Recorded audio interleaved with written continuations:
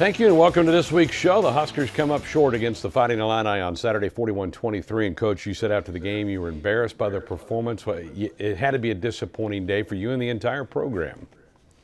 It was. We took a big step forward and we took a couple steps back yesterday.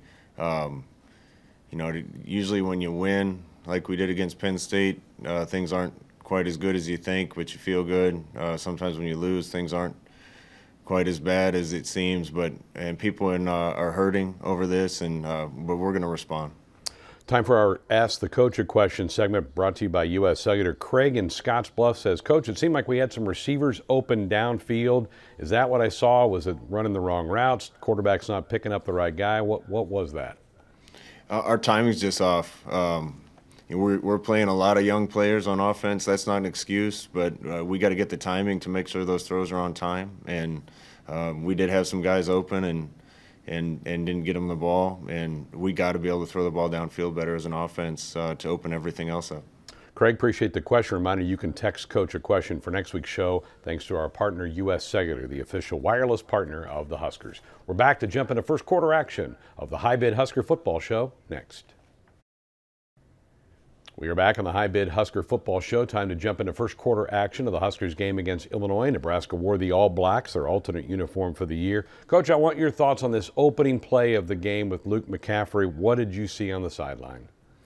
Well, he made the right read to pull it. He's just got to duck up at that point and get what he can get. I watched it pretty close on tape, and it's close. It looks to me like it goes a little forward. We didn't get the call, and that's an awful way to start the football game. Illinois then gets a fumble that moves forward 5 yards. They are able to punch it in here and take a quick 7-0 lead. But I sure like the way your team responded from this with a 12-play, 71-yard drive. Talk about the mix you saw on this opening drive for your offense. We played fast and executed on this drive. Just wasn't enough of it. But this is what the first drive was supposed to look like, and we couldn't even get it started because we made a bad decision on the first play. Greg, all week we talked to the guys about being the most physical team and winning the turnover battle and playing well on special teams, and we didn't do any of those things. So it starts with the coaches, and we got to get it fixed. When our guys execute like they did on this drive, you see some really good things and a lot of really good things from some young players and special players that we have, and we just got to do it more consistently. Good mix. We've seen some Marvin Scott, Wandale with a catch, heavy run from Luke. He ends up finishing this off. How about the number of carries for Luke in this game? Comfortable with that? No, it's more than we want. There were some reads that probably should have been to the running back instead of the quarterback. We were in way too many 2nd and 12s and 2nd and 13s where we had to try to create something with the quarterback. But we shouldn't have to rely so heavily on those plays. Illinois, though, comes right back after you tie it. They put together a 9-play, 75-yard drive. How different were they with Brandon Peters back in their quarterback after missing the last 3 weeks because of COVID? We had two plans defensively going into the game, and that's kind of what we were faced with, not knowing which guy would play. What we didn't do a good job was settling in once we knew what was going to happen, settling in and just executing the basic game plan. And really with him in, it was closer to our normal game plan, and I never felt like we settled in and just played our stuff well and played assignment football. So Illinois takes the lead. You get into their territory, and you're faced with a 4th down play coming up, and you have one of those bad snaps that ends this drive. Yeah, this has plagued us. Really, for the most part, Cam has gotten it fixed. It's kind of reared its head again since he's been hampered with a little bit of a foot injury and not be able to move left and push off his right foot and get the snap. So we just got to get him healthy. 14-7 the score after the first quarter. We're coming back to check out the second quarter action of the Huskers game with Illinois. That's next. We welcome you back to the High Bid Husker Football Show. Time to jump into the second quarter action of the Huskers game with Illinois, and the Illini start the second quarter with a pretty pitch and catch. Irmata Bebe makes the grab to put them up 21-7. Hard to defend that. Your offense then isn't able to get much going. You kind of trade punts here in the next part of the game, and I know this was disappointing because you wanted to try to keep answering Illinois, but were unable to do it on this drive. Yeah, when you watch certain of our plays, looks like it's supposed to look, and you know, we got this drive started well and missed a curl route, and then threw that just a touch high, but still got to make the play, and that would have been a first down, and got to execute those things better. So then after the trade of punch, you do put together a nice drive, a 52-yard drive in 10 plays, but it doesn't end in a touchdown. It ends up with a field goal. Here, Wandale gets a couple nice plays on this drive, and we also, for the first time, see Oliver Martin, a new addition to your program at wide receiver. Yeah, he's been coming along like a lot of our new guys. We just found out he was eligible a couple weeks ago, and these guys are all learning. In this league and in big-time college football, you have to have banked reps to make sure that you can execute on time and do your job precisely, and we're trying to get him there along with a bunch of other guys. So the Colt field goal makes it 21-10, but Epstein pops a big run for Illinois as they come right back and able to score a touchdown on this drive to go up 28-10. And at this point, you got to be getting nervous. They're getting away from you a little bit at this point in the game. Yeah, the game started bad. I didn't think our team responded well. As coaches, we got to get them more ready to play, and I didn't think we played as well as we could have in any phase. I didn't think our energy was good enough, and it's the mark of a young team when you win one and then you can't come out and match that enthusiasm and energy, and that's on us as coaches to make sure that happens. So you punt to them. You're able to stop this drive. You get a sack coming up here from Will Honus, who's playing good football for you. He led your team on the day in tackles with 10, and here comes the sack, his third of the season. So you have twice the ball in the last 4 or 5 minutes of this half to try to get points, but unable to get points on your last 2 drives of the half, and that's what keeps it a 28-10 lead. And I know that was disappointing not to at least cut into that lead here late in the half. Yeah, it felt like the field goal, we scored on that one and got called for holding. That certainly would have helped, and had a couple more chances to get down and score, and little mistakes here and there, but certainly would have felt better with one more score going into halftime. Here's an interception right before halftime as well, and so Illinois able to take into the locker room a 28-10 lead over the Cornhuskers. We've got the second half of action to look at next. We're back with the third quarter as you continue to watch the High Bid Husker Football Show. Welcome back to the High Bid Husker Football Show. 28-10 the halftime score. Illinois gets the football to start the third quarter, and I thought your defense had a little more fire to them.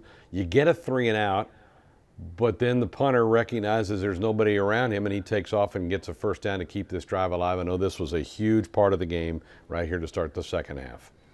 Yeah, we knew at this point they were going to milk the clock, and defense did its job and got off the field. This is inexcusable. Mistake on special teams. We're supposed to have another guy forcing that punt, and he certainly didn't want to run it, but that's just an error that can't happen. And Illinois then ends up putting together a 6.5-minute drive with the extension of the drive, and just bleeds the clock, which is not what you want when you're down 28-10. You end up holding them to 3, but on the day, Illinois did convert 11 of 17 on third downs. That's a pretty high percentage, and something your defense really needs to tighten up as you go through these last 3 weeks of the season. No doubt about it. We're playing 3 good teams here down the stretch, and third down efficiency is a big part of the game, just like turnovers and special teams, and got to find a way to make those better. All right, so after the field goal, you hold them to 3. You do put together a nice drive, 6-play, 75-yard drive, and only a minute and a half off the clock. Good play, good start here as Luke hung in there to find Austin Allen. But this was a pretty efficient drive for your offense.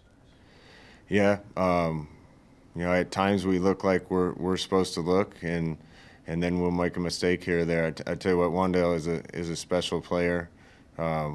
He's especially talented with the ball in his hands, and great to see that run. It's one of the better runs I've seen. Luke sneaks it in there, his second rushing touchdown of the day, and you're back in it, really, 31-17, but can't put the brakes on Illinois' offense as they put together a 10-play, 75-yard drive. Your defense gives up 490 to Illinois on the day, and it just wasn't there for the defense today like it was in so many times last week, and really even in the Northwestern game for you.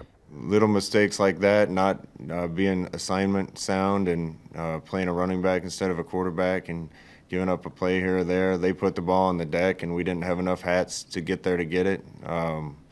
When we fumbled, they got it. And it doesn't matter what game it is in this league. If you turn it over 5 times, it's going to be tough to win. And here's another one of those, a Wandale fumble here. The turnover margin went 5-0 in favor of Illinois on Saturday. So the end of the third quarter comes, a 38-17 Illinois lead over Nebraska after 3 quarters. Illinois fumbled it 4 times in the game, but got all 4 of their fumbles back. We're back to check out the fourth quarter action. That's coming up next. We are back on the High Bid Husker football show. 38-17 to score Illinois after 3, and a really scary moment, Coach, early in this fourth quarter as Illinois gets it down inside the red zone, and your linebacker, your captain, Colin Miller, takes a hit and is down, and they have to bring the stretcher out. But I'm told you have some good news about Colin. Yeah, this was tough. He's honestly the heart and soul of our team. He's one of the captains, but I'd say he's probably the #1 leader for us. They're calling it a spinal concussion. All tests have been good, so I feel good about his prognosis. Oh, that's great news to hear. This drive ends up in 3, so your defense able to stiffen after the injury to Colin, but 3 more points on the board for Illinois to stretch their lead to 41-17. You have a promising drive. Then after this, you're moving the ball down the field, but the last of the turnovers rears its ugly head, and you can't win football games when you turn the ball over 5 times. Nobody in this league will turn it over 5 times. It just can't happen, and that was absolutely the emphasis all week. We showed them videos of those guys stripping it. They do a good job of that, and we need to hold on to the ball. We were careless with the ball on the first play of the game, and that really took the air out of our tires to begin. And we got to be a lot better with turnovers if we're going to have a chance to win. Luke was 15 of 26 on the day, ran for 122 to lead you in rushing in the game, but had 3 INTs, and this drive ends with a turnover here for Nebraska.